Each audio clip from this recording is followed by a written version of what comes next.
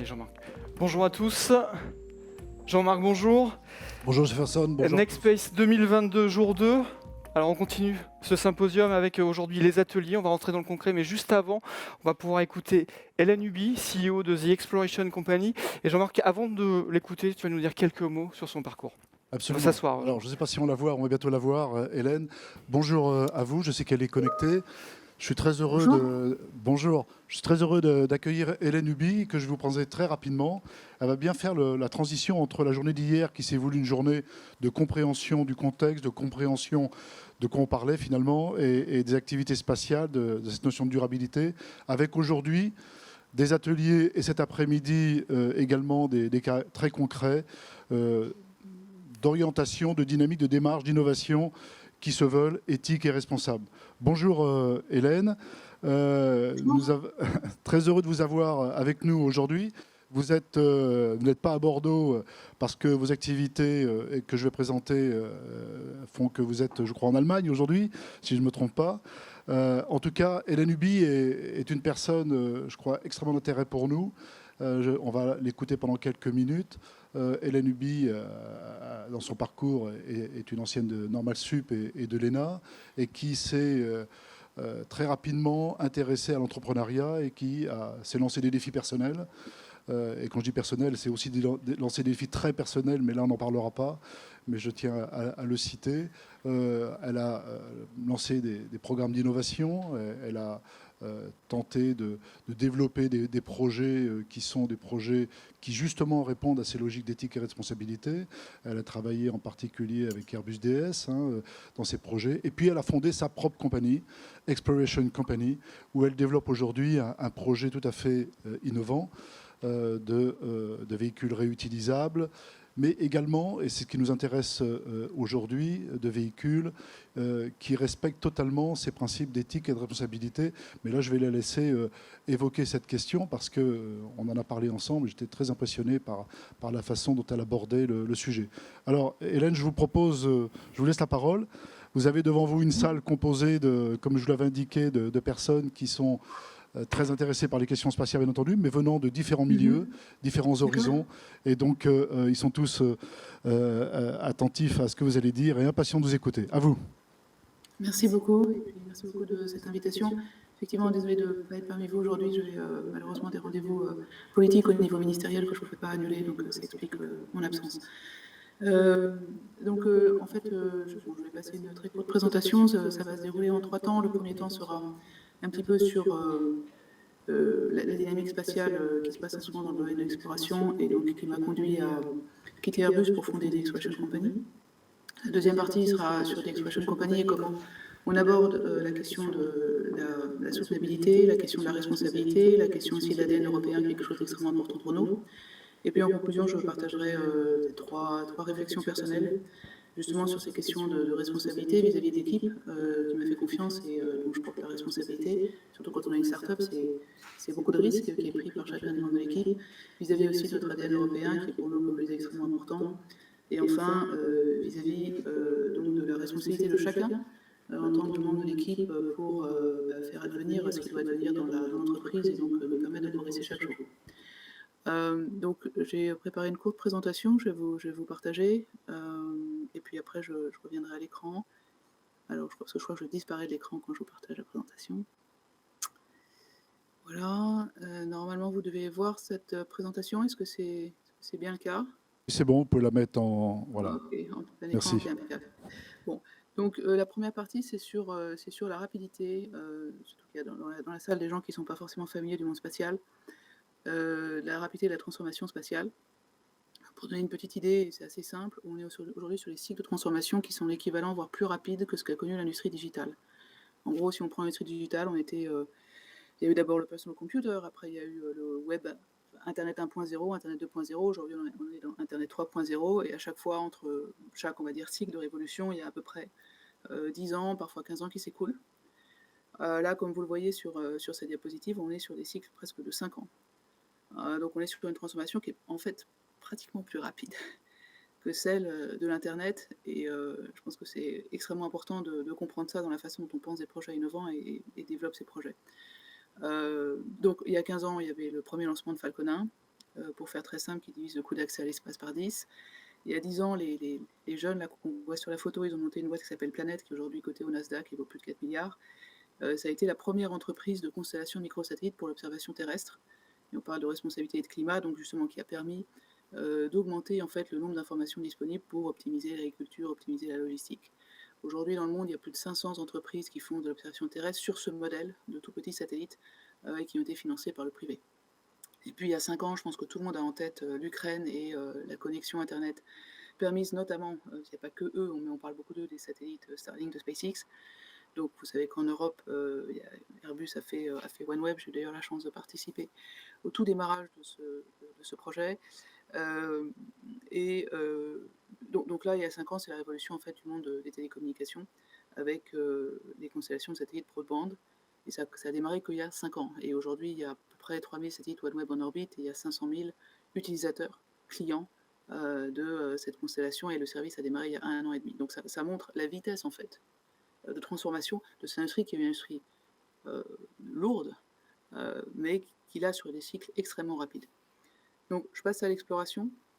Ce qui, à mon sens, se passe aujourd'hui dans le monde de l'exploration, c'est en fait c'est le prochain domaine qui va être transformé profondément, et ceci pour 3 raisons. La première raison, c'est l'arrivée, donc vous voyez ici la photo de la nouvelle fusée de SpaceX. Alors on peut dire qu'elle ne marchera peut-être pas, enfin pour le moment jusqu'ici tout ce que Musk a fait a fonctionné avec retard, mais enfin a fonctionné. Et il faut bien se rendre compte que quand on regarde en arrière, finalement, au cours des 15 dernières années qui ont vu une transformation majeure du secteur spatial, la seule chose qui s'est passée, et je caricature, c'est une division par 10 du coût d'accès à l'espace, permis par une industrialisation du setup industriel de SpaceX, permis par la réutilisation, etc. Là, avec le nouveau lanceur, s'il réussit, on va avoir non seulement à nouveau une division du coût d'accès par 10, donc on va être sur un coût de l'ordre de 250 à 500 $ par kilo envoyé dans l'espace. En plus, on va avoir une multiplication par 5 de la capacité d'emport en termes de volume en orbite basse et par 200 sur la surface de la Lune. Tout simplement pourquoi ? Parce qu'en fait, SpaceX ravitaille en vol son lanceur. Donc si vous pensez à la fusée Saturn, super grande, etc., avec la mission Apollo, je caricature, 95% de la fusée, c'est de l'essence, pour pouvoir s'extirper de la gravité terrestre. Et donc forcément, la masse utile et les payloads qu'on va déposer sur la surface de la Lune, c'est pas beaucoup, quoi. D'autant plus qu'il faut quand même garder de l'essence pour revenir. Donc in fine, on se retrouve avec 2 bonshommes sur la Lune, puis un bonhomme qui attend, qui tourne, et puis après qui revient. Je parle de ce concept parce qu'en fait, on va aussi faire du ravitaillement vite en vol, mais c'est pour indiquer à quel point c'est important. La nouvelle disruption d'Elon Musk, en plus de réalisation, c'est ce ravitaillement en vol. Et ce qu'il fait, c'est tout simple, c'est les 95% de la fusée Saturn, en fait, on les enlève et on les remplace par de la charge utile. Et comment on fait ça ? En fait, on met en l'air le véhicule spatial, et puis on vient le ravitailler, et une fois qu'il est plein, il part. Et ça veut dire que le véhicule n'a pas en lui ces 95% de masse d'essence, et il peut, je caricature une fois de plus, mais les remplacer par 95% de masse utile. Et c'est comme ça qu'il arrive à mettre sur la Lune 100 tonnes. Donc, on va avoir cette multiplication du volume par 5 en orbite basse, multiplication du volume par 200 et la masse par 200 autour de la Lune, et du coup, ça va provoquer, à mon sens, des transformations très importantes sur l'écosystème d'infrastructures autour de la Terre et autour de la Lune. En plus de ça, on a une compétition féroce entre les États-Unis et la Chine pour avoir accès aux ressources lunaires clés, l'eau, l'hélium-3, pour maîtriser aussi, d'un point de vue militaire, la sécurité et la défense des installations spatiales critiques, positioning, observation, communication, donc là, autour de la Terre. Et puis, on a un certain nombre de business privés qui peu à peu se mettent en place, à la fois autour de la Terre, autour du tourisme, autour aussi des expériences en microgravité, au service de la Terre, dans le domaine de la médecine, dans le domaine de l'agriculture.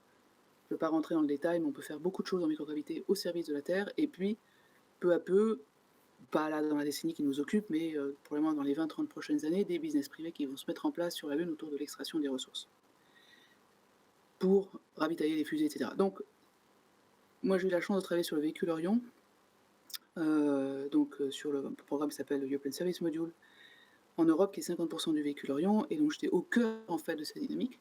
On voit tout ça, on voit la vitesse à laquelle ça va, et on regarde ce qu'on a en Europe, et on n'a pas grand-chose. Je vais vous montrer. On a en fait, voilà, en Europe, en termes d'infrastructure, on participe à la Station spatiale internationale qui va donc être, disparaître à peu près aux autour de 2030 et puis on a quelques modules sur donc la nouvelle station lunaire, sachant que la technologie qu'on développe pour faire ces modules, c'est finalement presque la même que celle qu'on a utilisée il y a une trentaine d'années, pour faire les modules de la station. Donc il y a pas, on va dire, un apprentissage technologique très important. Et puis voilà, bah, c'est tout en termes d'infrastructure. En termes d'accès, bah, on a 50 du véhicule, donc ça c'est le véhicule Orion qui va sur la Lune, donc j'ai eu la chance de travailler sur la partie là, j'étais vice président de la partie, là, ce qu'on appelle le Dubai Service Module, donc 50 du véhicule.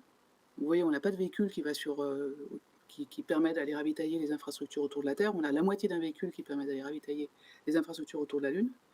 Et puis quand on va un petit peu plus loin, et ben en 2030-2035, on n'aura plus rien autour de la Terre, plus d'infra, en tout cas qui sera à nous européens, et puis on aura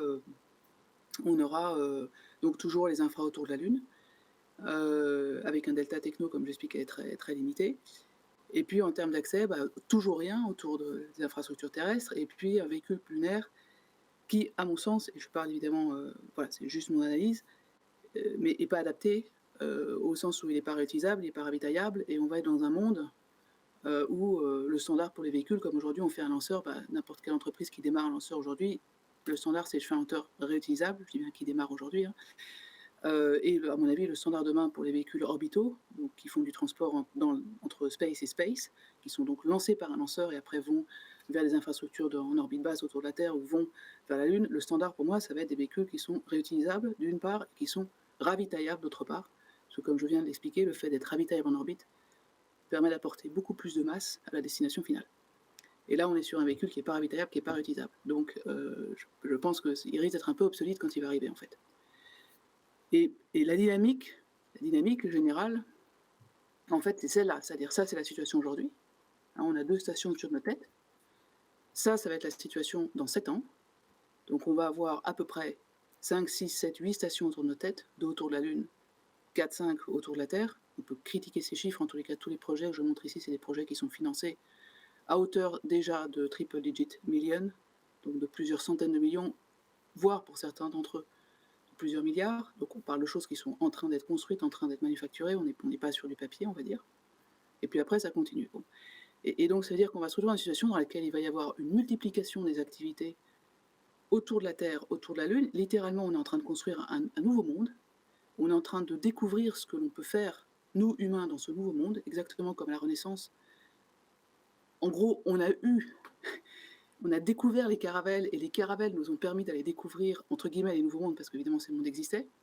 Et bien là, on découvre, on est en train de maîtriser de nouvelles technologies de transport spatial, autour de véhicules qui sont réutilisables, qui sont ravitaillables, autour de volumes qui nous permettent de construire pour pas trop cher des énormes infrastructures. Donc évidemment qu'on va le faire parce que l'humanité, c'est comme ça qu'elle fonctionne. Dès qu'elle a une technologie, ben, elle utilise cette techno pour aller plus loin, pour aller voir, pour découvrir, indépendamment des enjeux stratégiques, économiques, c'est notre ADN à nous en tant qu'humains. Et voilà, et l'Europe, elle n'est juste pas présente, quoi. Dans cette découverte tellement importante, et quand on regarde l'histoire, et je vais faire une comparaison, au XVIe siècle, les Européens étaient bien moins avancés que les Chinois. Les Chinois avaient des bateaux beaucoup plus puissants que nous. Et puis l'empereur de Chine, puisque les Chinois sont, à force de voyager, ils ramenaient des maladies, etc., a émis un décret qui interdisait la construction de navires d'une taille plus que X, Y, Z. Et la Chine, peu à peu, s'est repliée sur elle-même et a perdu son leadership mondial. Et l'Europe, il y a eu des rois, et il y a eu entre guillemets, des entrepreneurs, des Christophe Colomb, des Magellan, qui se sont dit, on y va, on a la techno, on y va. Et ils sont partis. Ils ne savaient pas très bien ce qu'ils avaient trouvé, et il y avait plus de risques à prendre que de choses à gagner, même si évidemment il y avait cette idée qu'ils allaient découvrir de l'ordre, etc., etc. En tout cas, ils sont partis. Et tout ce qu'ils ont appris en termes technologiques, en termes de leadership économique, etc., ça fait que l'Europe, elle a dominé le monde pendant les 400-500 années suivantes. Donc, dans un monde qui est de plus en plus confrontationnel aujourd'hui, en particulier entre la Chine et les États-Unis, dans un monde où l'espace est un nouveau terrain d'activité, une fois plus je caricature, on a eu la Terre, après la mer, après l'air, l'Internet, aujourd'hui l'espace, et chaque fois qu'on a eu un terrain d'activité, on a eu une armée qui a suivi derrière, l'armée de terre, l'armée de l'air, l'armée de terre, l'armée de mer, la marine, l'armée de l'air, la cyber force, maintenant la Space Force. ces domaines où en fait les activités économiques sont de plus en plus importantes et aussi on est sur des tensions militaires de plus en plus importantes, ça me semble essentiel que l'Europe soit un partenaire souverain, un partenaire fort dans ce nouveau domaine d'activité. Et donc c'est la raison pour laquelle en fait on a décidé, donc une partie de l'équipe du véhicule Orion ISM, on a décidé de partir d'Airbus. Donc c'est aussi un choix de responsabilité, puisque donc on travaillait tous sur ce véhicule-là qui maintenant est livré à la NASA, qualifié et devrait voler en novembre. On a essayé de partir d'Airbus pour fonder The Exploration Company. Et quand on a fondé The Exploration Company, on avait 3 idées en tête. Donc je vais vous parler un petit peu de ce qu'on fait. Première idée, c'est de dire il faut que ce soit un projet qui, peut-être que ça va pas marcher, mais s'il marche, il faut qu'il soit transformationnel pour l'Europe. Le deuxième point, c'était qu'il fallait que ce soit un projet rentable. Parce qu'on ne voulait pas se mettre dans un mode où il fallait convaincre 36 pays et attendre 40 ans pour avoir du financement. Je caricature une fois de plus. On voulait aller vite, on voulait aller pas cher, donc ça veut dire que c'est un projet financé sur fonds privés. Donc ça veut dire qu'il faut qu'il puisse être rentable et puis qu'il faut qu'il puisse arriver sur le marché rapidement. Et la troisième contrainte qu'on s'est donnée, c'est qu'il faut quand même que ça corresponde à notre cœur de compétences, parce que sinon on ne sait pas de quoi on parle. Donc voilà, et avec ces trois critères, et après pas mal de mois de réflexion, on a décidé de fonder The Exploration Company. Donc on fait des véhicules orbitaux, ça fonctionne, je caricature, comme les briques de Lego, avec une première brique qui est la capsule pressurisée, on voit ici, la deuxième brique qui est le service module, donc la capsule pressurisée, elle peut emmener des choses vivantes, aujourd'hui du cargo, demain on l'espère des humains, puisque l'équipe a travaillé sur du vol habité avec le véhicule Orion. Et puis, en gros, la même architecture, on essaie de faire nos véhicules un peu comme des voitures, avec la même architecture qu'on conserve pour la destination en basse orbite et pour la Lune. Et évidemment, sur la Lune, il y a besoin de plus d'énergie, une fois de plus, je caricature. Donc, on ajoute un moteur supplémentaire. Et donc, la capsule, elle rentre dans l'atmosphère, elle est réutilisable après. Et le service module, dans sa version lunaire, on peut le ravitailler, ce qui permet donc d'emporter plus de masse vers la Lune, et ce qui permet aussi, au niveau de la Lune, d'avoir un véhicule qui peut être utilisé 20, 30, 40, 50 fois. Il faut, entre guillemets, juste qu'il ait une station-service à laquelle il puisse se ravitailler. Et cette station-service, ce sera soit la station spatiale autour de la Lune, soit le très très gros véhicule Starship de SpaceX qu'on a vu tout à l'heure. Et donc nous, notre positionnement, c'est de dire on donne à l'Europe cet accès à cet nouvel écosystème qui est en train de se construire, et on vient complémenter les Américains, on vient être en fait le camion, là où Starship finalement va être le porte-container. Donc une fois qu'on a vu ces jolis dessins, c'est sympa, sauf que je vais vous montrer aussi un tout petit peu ce qu'on a fait et la responsabilité d'équipe par rapport à ça. Donc on a réfléchi en termes d'abord européens. Qu'est-ce que ça veut dire faire un véhicule européen? Ok, ça veut dire qu'on est basé en Europe, très bien, mais c'est quoi les valeurs européennes qu'on a envie de porter dans ce nouvel écosystème spatial? Et en fait, c'est ces deux que vous voyez là, sustainability et l'ouverture. Je pense que l'Europe, elle est la meilleure au monde sur les questions de coopération. Alors parfois, ça prend du temps de coopérer, parfois, se dire qu'il faut faire des compromis, etc. Mais jamais dans l'histoire, à part en Europe, on a eu des pays qui se sont fait la guerre pendant plusieurs centaines d'années, qui se sont dit, on va se mettre ensemble. Et ça, je pense que c'est quelque chose cœur de notre ADN, c'est quelque chose qu'il faut protéger, qu'il faut valoriser, en particulier dans des périodes de guerre, qui sont celles qu'on vit aujourd'hui. Il faut savoir le mettre en avant. Et donc, nous, notre façon d'exprimer cet ADN européen, c'est de dire, on va mettre en open source notre operating system. Un petit peu comme Tesla a mis en open source une partie de ses brevets pour permettre un écosystème d'infrastructures, de voitures compatibles, etc., de se créer autour de ces brevets. Nous, on met en open source notre operating system, donc c'est une première mondiale, personne ne l'a fait dans l'espace. Et notre objectif, c'est de permettre évidemment, il y a un objectif économique, mais c'est de permettre un maximum de payloads, de rovers, de drillers, aussi par rapport aux infrastructures avec qui on va devoir s'interconnecter, de communiquer plus facilement, et aussi qu'on puisse les servir mieux, c'est-à-dire servir de relais de communication, servir de relais de batterie pour les gens qu'on transportera, etc. Donc premier axe, l'ouverture, et c'est d'ailleurs très très apprécié par l'Agence spatiale européenne, et ça va assez loin. On ne met pas en ouverture évidemment le logiciel de vol parce que ça c'est complètement propriétaire, mais on travaille aujourd'hui sur une technologie de docking et on va mettre en ouverture en open source aussi non seulement certaines interfaces, mais certains de nos mécanismes eux-mêmes. Le deuxième point sur l'ADN européen, c'est la sustainability, donc le fait qu'on veut être très soucieux en fait de notre impact climatique.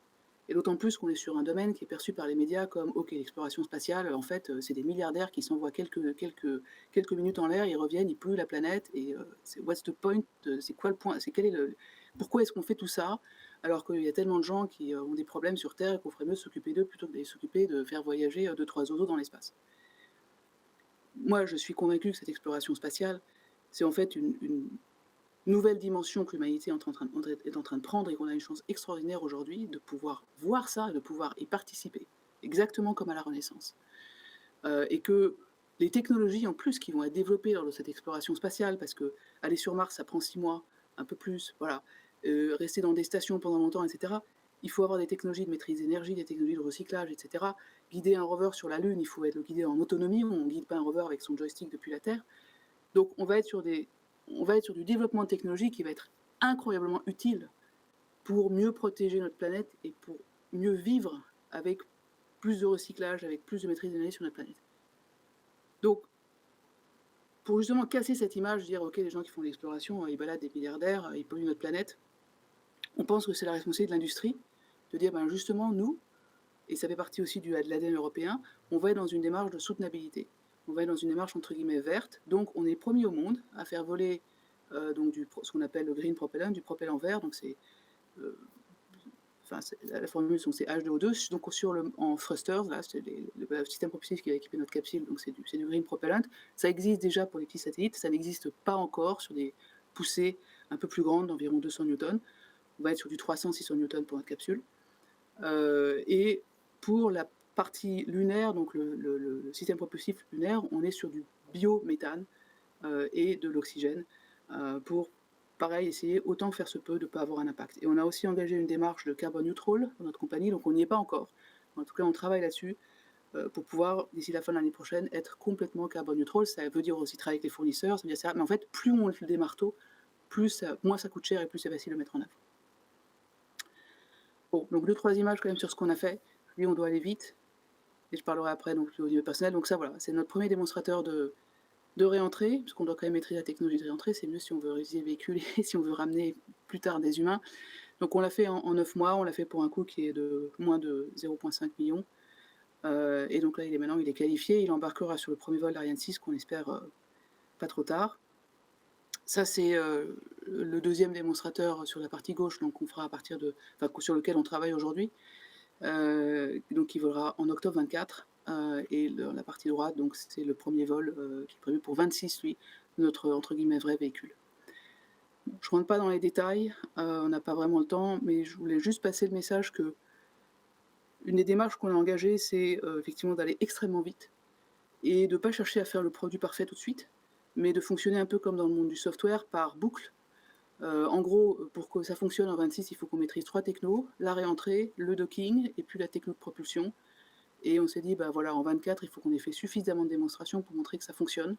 Et puis, il faut qu'on ait suffisamment eu des interactions, eu des contrats avec des clients pour montrer qu'il y a un business. Et à partir de là, on sait le financer sur fonds privés.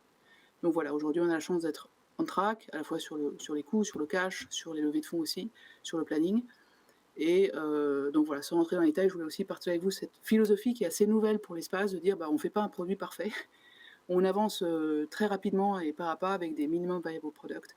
Et en fait, là, en 24, même si c'est un prototype, on a 300 kg de clients à bord. Et on est complètement booké aujourd'hui pour voler avec des clients. Alors, je termine sur quelques pensées personnelles. Du coup, je vais enlever l'écran. Normalement, vous devez me voir. C'est ce que c'est le cas? Oui, c'est bon, allez-y. Ok, super.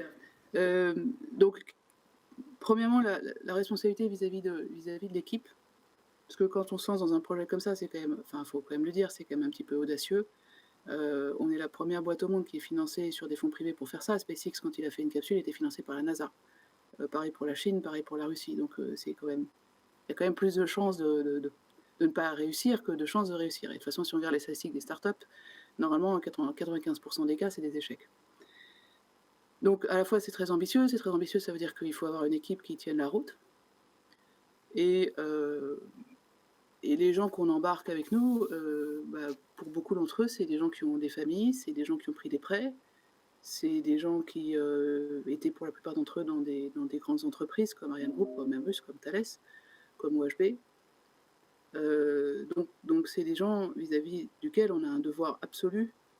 En tous les cas, c'est des gens pour lesquels je me sens responsable en fait, pour chacun d'entre eux, parce qu'ils ont quitté une situation stable pour partir dans un projet qui est extrêmement audacieux. Alors aujourd'hui, on délivre. mais on sait tous que le spatial est compliqué, donc on aura des problèmes. Un jour ou l'autre, ça fait partie du business. Et donc la façon, on va dire, bah, à la fin, c'est la personne qui décide de joindre ou pas. Mais la façon comment dire, d'exprimer cette responsabilité du CEO par rapport à l'équipe qui suit, qui rejoint, pour nous, c'était la transparence. C'est-à-dire que si vous postulez chez nous, on va vous donner accès à une database. Et dans cette data room, vous avez notre business plan. Vous avez l'ensemble des risques. Vous avez un certain nombre d'informations programmatiques. Et je passe avec chaque candidat, quand il arrive à la fin du process de sélection, on a 3 tours de sélection. Donc je vois tous les gens qui nous rejoignent. Et je passe une demi-heure avec chacun d'eux, je pose aucune question. Simplement, je leur dis, est-ce que vous avez des questions? Et moi, je vais essayer d'y répondre le plus honnêtement possible. Pourquoi? Parce que après, chacun fait son choix. Mais les gens doivent pouvoir choisir sur une vérité du moment et doivent pouvoir bien comprendre les risques dans lesquels ils s'engagent. Et donc, c'est ma façon, on va dire, de leur permettre de choisir en conscience et donc d'exprimer en fait cette responsabilité que j'ai vis-à-vis d'eux. Et ce que je leur dis aussi, c'est que vous savez, moi, les jours où j'aurai besoin de vous, c'est pas quand tout va bien, quoi. Évidemment, j'ai besoin de vous quand tout va bien, mais le jour où je vais vraiment avoir besoin de vous, c'est quand les choses vont mal. Et quand les choses vont mal, si on vous a menti au début, si on vous avait fait raconter des histoires sur le fait qu'on allait faire une IPO et que la boîte allait valoir plusieurs milliards dans 3 ans et que tout allait bien, etc., en fait, au moment où le bateau rentre dans la tempête, vous allez commencer à regarder ailleurs pour savoir si l'herbe n'est pas plus verte dans une autre compagnie. Au moment où, exactement parce que c'est la tempête, on a absolument besoin que chacun dans l'équipe donne non seulement son maximum, mais son plus que maximum pour qu'on sorte de cette tempête et qu'on arrive à bon port. Donc en tout cas, nous, ça a été notre façon d'avoir une équipe aujourd'hui qui est extrêmement soudée, ultra solide, et qui sait où on va, pourquoi on y va, et qui est rentrée pas pour faire fortune, qui est rentrée pas parce qu'ils veulent avoir du pouvoir, mais qui est rentrée parce que chacun croit en la mission qu'on a, qui est de donner accès à l'Europe, à cet nouvel écosystème, de proposer aussi un véhicule qui est plus vert que d'autres véhicules qui peuvent exister. Et chacun est incroyablement motivé par ça. Et on a reçu aujourd'hui plus de 2500 candidatures, alors qu'on est une boîte qui a 1 an et 3 mois. Le deuxième point dont je voulais parler, c'était sur l'ADN européen. J'en ai déjà parlé, donc comme je ne vais pas m'exprimer plus longtemps là-dessus parce que le temps est court. Et la troisième, c'est la responsabilité de chacun des membres de l'équipe par rapport au succès de l'entreprise. C'est aussi quelque chose sur lequel on insiste beaucoup. Donc chacun est invité en fait à challenger son management. Chacun a le devoir, si par exemple je commence à prendre une décision qui apparemment n'est pas la bonne, le devoir de me dire mais tu te trompes. Et donc on essaie d'avoir cette culture de l'intégrité, en tous les cas de la vérité, parce qu'on est sur des systèmes qui sont extrêmement complexes. À la fin c'est la physique, quoi. Donc ça sert à rien d'avoir des décisions d'autorité, ça sert à rien de cacher les problèmes. Au contraire, plus les problèmes, on peut les exprimer tôt dans notre industrie, évidemment, plus on peut du coup les mitiger et moins ils coûtent cher.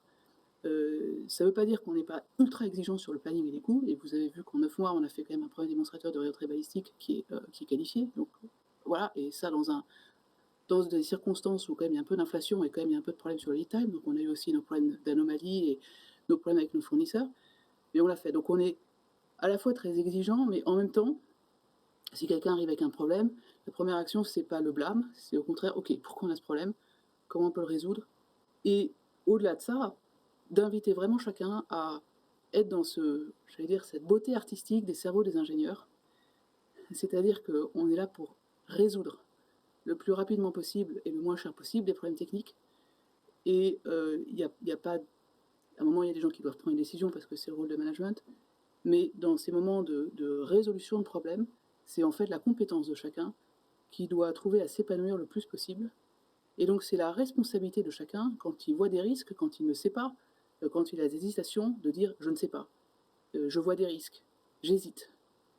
Et donc voilà, cette responsabilité de chacun, on la rend, je pense, possible par une culture d'ouverture et d'intégrité où la responsabilité de chacun dans la compagnie, c'est simplement de faire que la compagnie fonctionne. Et on le sait dans l'espace, un véhicule peut parfois ne pas marcher du tout, exploser, parce qu'il y a une personne à un moment qui a fait une petite erreur. Donc ça, on ne pourra pas l'éviter, ça fait partie de notre business, mais je pense qu'on pourra éviter beaucoup de délais pas mal de problèmes en ayant cette culture d'ouverture et cette culture de responsabilité, c'est-à-dire que chacun, à quelque niveau qu'il soit, porte sur lui le succès de l'entreprise et donc a le devoir de critiquer, a le devoir d'honnêteté vis-à-vis de ses compétences et aussi de ses hésitations. Voilà ce que je voulais partager avec vous aujourd'hui. Et je ne sais pas si on a du temps pour les questions. En tout cas, si on a un petit peu, je serais ravi de répondre à quelques questions. Merci Hélène Huby. Oui, on va prendre le temps de vous poser quelques questions. Si on a des questions de la salle pour un peu de côté pratique, vous nous les ferez passer, vous nous direz ça.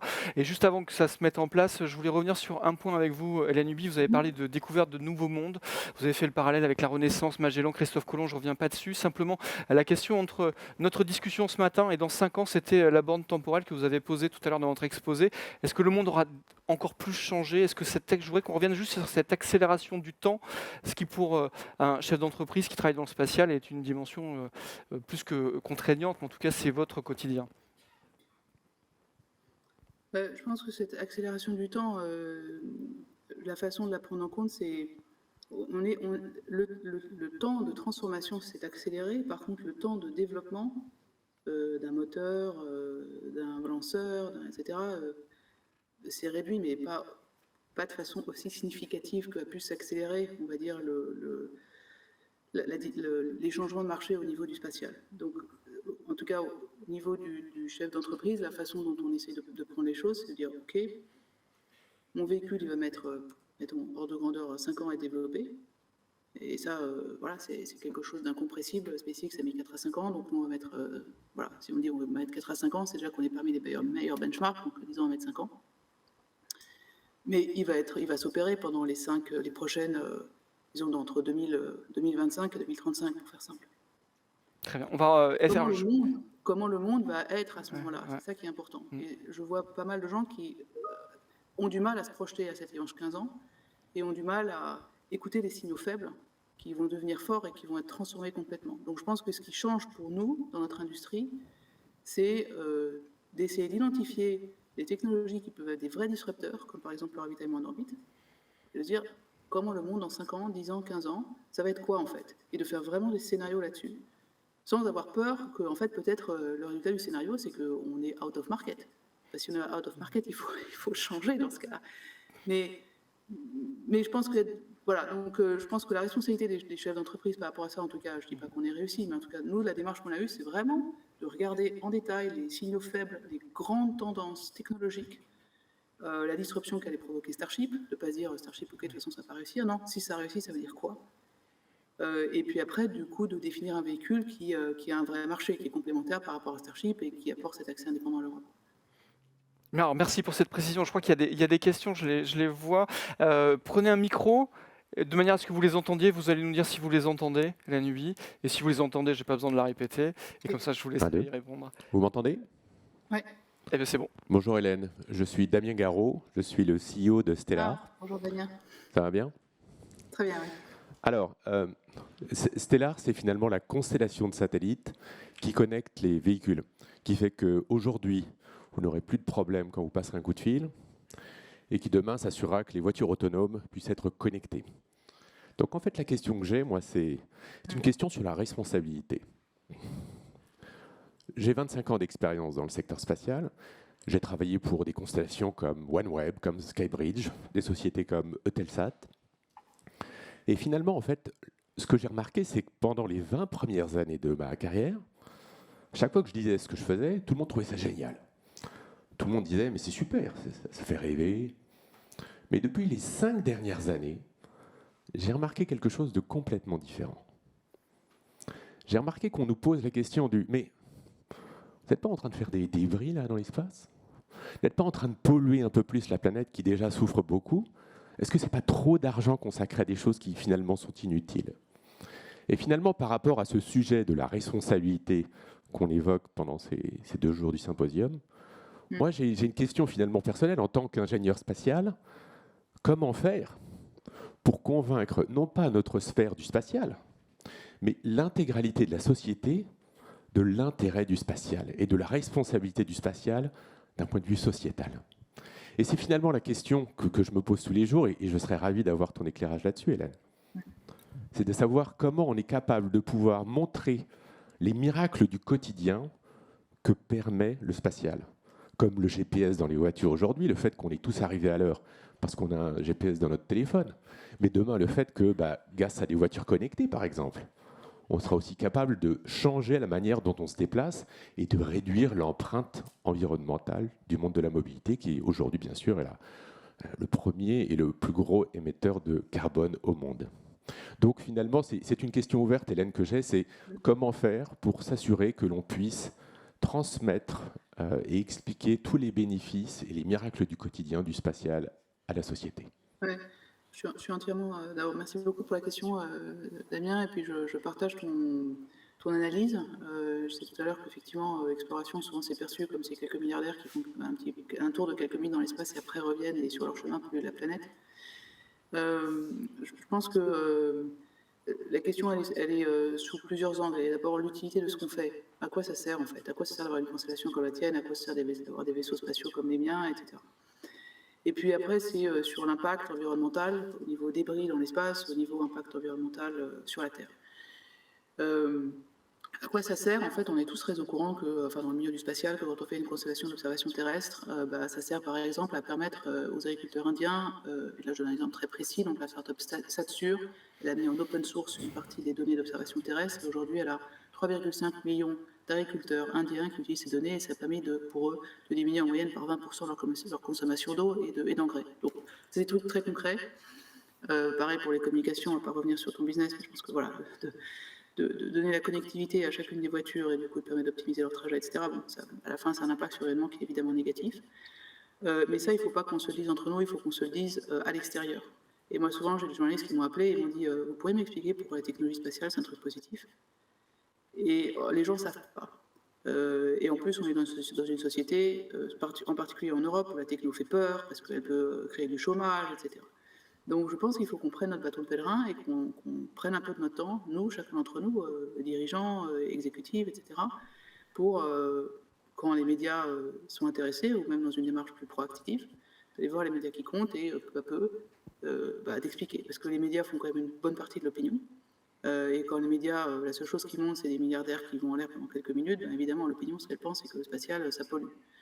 Ou quand ils montent, c'est les problèmes de débris, etc. Donc il y a, à mon avis, un gros effort de communication, pas à faire dans la communauté spatiale, mais à faire vers les médias, et je pense qu'il en est dans la responsabilité de chacun de participer à cet effort de communication. Le deuxième point, c'est, une fois qu'on communique sur pourquoi c'est utile, etc., après, il n'en demeure pas moins que les problèmes, ils restent et ils demeurent.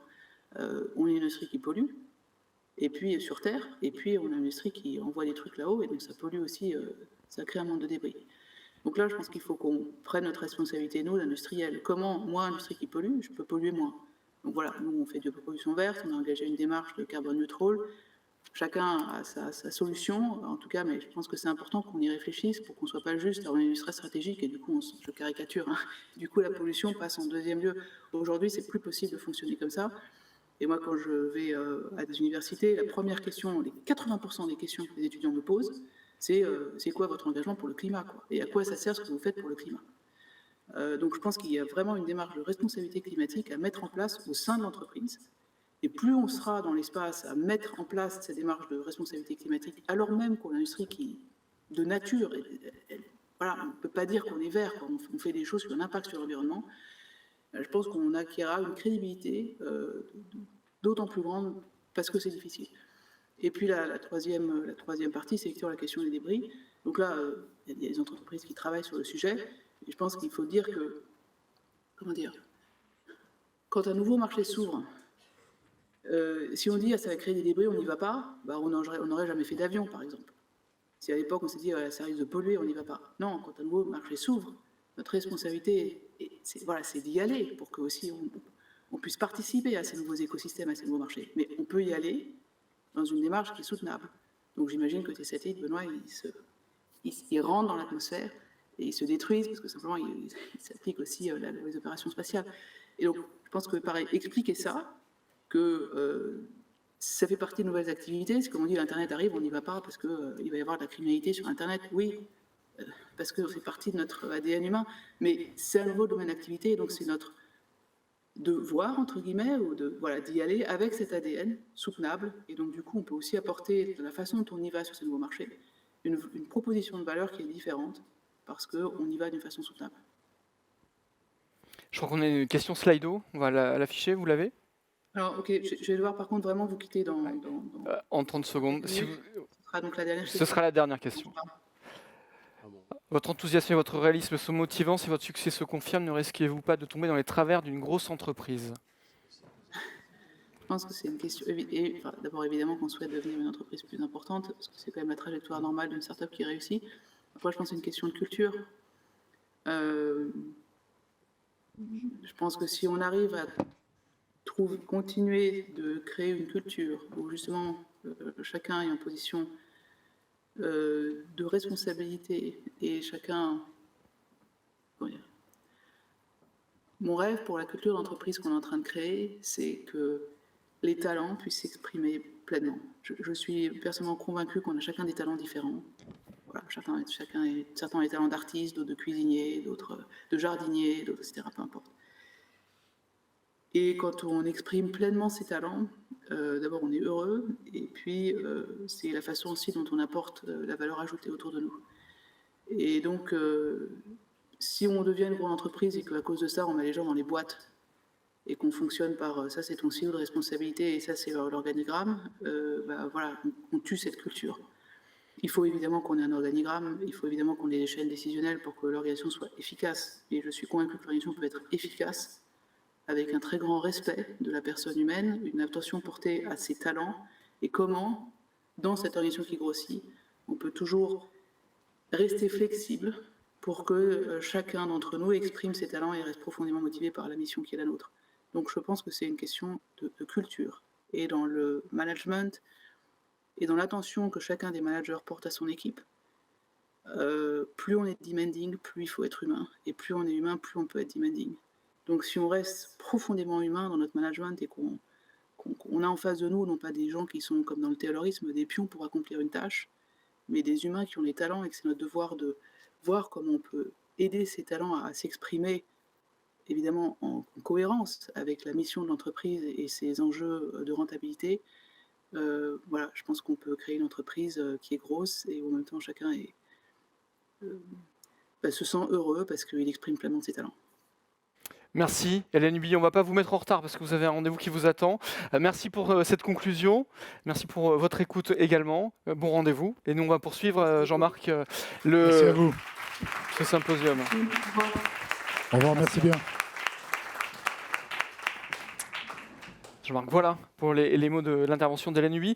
On poursuit parce qu'à 10h, les ateliers commencent. Donc c'est la deuxième partie de cette journée. Jean-Marc, juste un petit mot de présentation parce qu'on l'avait dit en préambule quand on avait ouvert ce symposium. Il s'agit maintenant de rentrer dans le concret, de se poser les bonnes questions et d'avancer des solutions parce que Way for Space, Alain Roussel l'a rappelé en introduction, c'est aussi un think tank qui doit aider à la prise de décision, à de la compréhension de ce milieu spatial qui est en permanence en mouvement. Hélène Huby le rappelait, le temps s'accélère, ça n'a jamais été aussi vite. On est à l'aube d'un nouveau monde qui se déroule chaque jour. Alors, quelques mots sur les ateliers, Jean-Marc. Oui, Jefferson, tout d'abord, je lui dirai par téléphone, mais je remercie Hélène Huby pour ses propos. Vous avez remarqué la profondeur de sa réflexion et la question finalement qu'elle nous pose de l'équilibre entre ce que nous sentons devoir faire ou ne pas faire, et puis ce qui est finalement au cœur de l'humain, cette intuition permanente que je dois aller vers quelque part me tire vers l'innovation, vers le futur, vers l'avenir. Je ne sais pas vraiment pourquoi, je ne sais pas vraiment dans quel sens, mais je sais que je dois y aller. Et c'est toute la problématique humaine que l'on connaît depuis la nuit des temps, et c'est un peu celle qu'on va retrouver dans nos ateliers.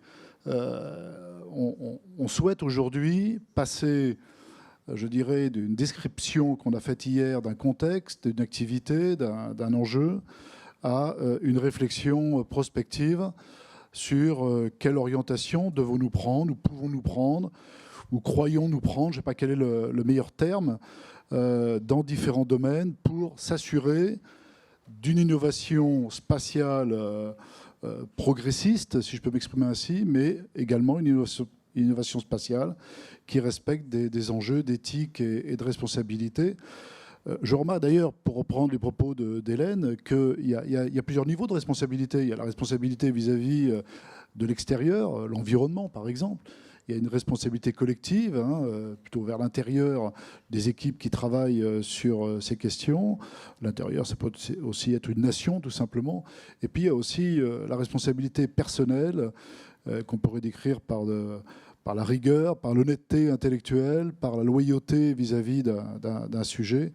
Et c'est tout ça qui mérite d'être regardé. Et pour nous, Way4Space, c'est très important parce que on est un pays de taille moyenne et on ne peut pas se permettre d'aller dans toutes les voies de recherche. Et il faut qu'on fasse des bons choix pour être certain que ce que nous allons prospecter puisse, dans la mesure du possible, déboucher sur quelque chose de probant, de pas trop coûteux et d'efficace. Donc on est dans cette logique d'inspiration Way4Space avant de passer à l'innovation. Et là, je reprends un petit peu la logique d'Hélène aussi. Il y a deux façons de voir les choses. Il y a avancer à partir des technos que l'on imagine possibles. Et puis, il y a une autre façon de voir les choses, c'est s'efforcer d'avancer et d'aller chercher des technos qu'on pense impossibles. Ce qui est impossible deviendra possible.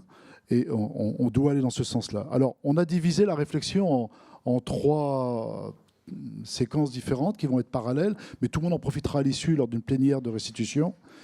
La première question, c'est comment, sur un plan technico-opérationnel, c'est-à-dire à la fois industriel, à la fois opératoire, on peut agir, on devrait s'efforcer d'aller pour respecter ces principes d'éthique et de responsabilité. Donc ce premier atelier sera, comme les autres, fera l'objet d'une animation, et puis d'une expertise, et puis surtout d'un auditoire. On va se partager en trois, je vais y revenir, qui va travailler, je l'ai dit hier en introduction, on est là pour travailler, et qui va non pas poser des questions, il pourra aussi poser des questions, mais qui va surtout proposer des idées. C'est ça qui est important. Alors, dans ce premier atelier, donc plutôt, on va dire, technico-opérationnel, c'est François Raffen d'Ariane Group qui sera l'animateur et qui va accueillir chez Inès Bouafia, qui a une double culture, à la fois une culture industrielle chez Eutelsat, mais également juriste, et qui va, avec vous et avec ceux qui seront dans cet atelier, réfléchir à la question. Il y aura un deuxième atelier que je vais avoir le plaisir d'animer. Alors, le premier atelier se déroulera ici, dans cette salle, donc les gens pourront rester là. Il y a un deuxième atelier qui va s'opérer à l'étage du château, juste à côté. Donc je vais l'animer, et je vais l'animer avec Jérôme Barbier du Forum de la paix, de Paris sur la paix. Et on va parler, nous, de régulation. On a beaucoup parlé hier de régulation. Mais quand on parle de régulation, il y a beaucoup de yaka faucon, mais les solutions concrètes arrivent assez peu et assez difficilement. Et il faudrait qu'on passe du yaka faucon à quelque chose de beaucoup plus concret, et qu'on avance. Et donc il y a une démarche dans le forum de Paris sur la paix, qui s'appelle Net Zero Space, qui est assez intéressante en la matière. On la présentera, puis on va essayer, avec d'autres juristes qui sont dans la salle et des gens intéressés par ces questions politiques et juridiques, d'essayer de trouver une voie éthique et responsable. Et puis le troisième atelier, qui sera animé par Marc Vallès, donc directeur des programmes spatiaux chez Dassault Aviation, et aussi Pierre O'Malley, du CNES, responsable et expert en l'occurrence de la problématique des débris. On va essayer de réfléchir à une question qui n'est pas comment limiter le nombre de débris. Vous l'aborderez certainement aussi, cette question, dans l'atelier, mais surtout comment vivre avec les débris. Parce que quoi qu'on fasse, on est parti pour vivre longtemps avec les débris. Voilà. Donc c'est une question également importante, et l'idée, c'est de voir comment on peut avoir une approche, là aussi, éthique et responsable de la gestion globale et de l'activité dans l'espace, dans ces débris. Voilà. Donc comment ça va se passer? Donc on va se séparer en trois groupes, j'espère qu'ils seront assez équilibrés. On va aller travailler chacun dans un lieu, je les ai présentés ici. Alors pour le dernier atelier, c'est, si je ne me trompe pas, à l'opposé du château par rapport à là où on est. Il y aura une signalétique. Voilà, il y a une signalétique. C'est dans une salle bien préparée. Et l'animateur présentera, je dirais dans un premier temps, la problématique, reformulera si nécessaire la question posée et donnera la parole à l'animateur. Et ensuite, pendant à peu près 1 heure, eh bien, vous aurez tous l'opportunité de vous exprimer. Moi, je vous incite vraiment à vous exprimer en toute liberté. Il n'y a pas de réflexion idiote, il n'y a pas de réflexion absurde. Encore une fois, on est là pour parler de ce qui n'existe pas. Donc on est là pour parler de choses qui peut-être paraissent impossibles, mais qui vont le devenir. Donc n'hésitez pas à vous exprimer. Et à la fin de cette séquence, eh bien, on reviendra dans cette salle en plénière et on pourra tous profiter un peu du fruit des réflexions de chacun. Il y aura une restitution présentée par chacun des animateurs et il y aura une séance de Jefferson de questions-réponses que tu animeras pour chacun des sujets. Voilà, je crois qu'on est à peu près dans le timing. Je vous propose... alors, il vous a été envoyé un message par Gozia Peto de l'intérêt que vous portiez à tel ou tel atelier. Bon, répartissez-vous autant que possible de façon équilibrée, bien sûr, selon votre intérêt et votre capacité de produire des idées dans chacun des ateliers. Voilà, donc on se retrouve... J'ai perdu l'heure. On se retrouve à quelle heure ici? Je ne me rappelle plus. Pardon? Dans 15 minutes pour la plénière ici, pour le début des ateliers. Donc vous avez le temps de prendre un café, et de vous disperser, de faire vos choix. Voilà. Et puis après, on se retrouve pour la plénière de restitution. On se retrouve directement aux ateliers. Voilà, parce exactement. que la plénière, je viens de la faire. Donc voilà, on se retrouve aux ateliers. Voilà. Rendez-vous aux ateliers.